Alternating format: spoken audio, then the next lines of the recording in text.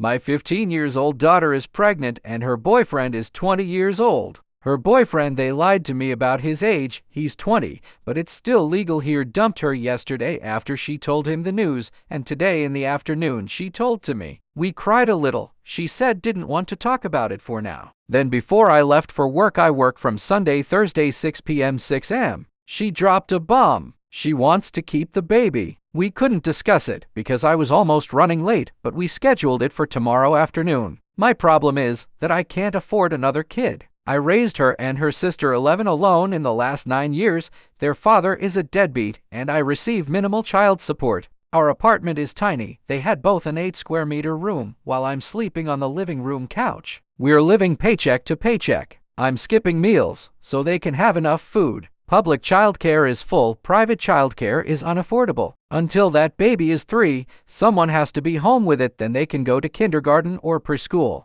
But then what? A baby doesn't need much space, but a toddler or preschooler needs a room of their own. I only have this apartment because I inherited money. It's a raging housing crisis in my country. She'll definitely cannot afford to move out with a preschooler, but I don't want to pressure her into abortion. Yesterday night we talked a little about what exactly happened. Long story short, her ex pressured her into sex and refused the condom because it's uncomfortable and he will be careful. She didn't realize at first that her period is late because she still didn't have regular cycle. Her first period was in April last year. She told her bestie what's happened and she bought a test a week ago and it came back positive. Then she worked up her courage to tell me, and here we are. As we checked, she is probably 8-9 weeks along, or at least the last time they slept together was a little more than 9 weeks ago. Today I took her to the obgyn. After some scolding from a doctor, he checked her and by touch estimated a 7-week-old pregnancy. Then we went to an ultrasound check and found out that there was no heartbeat.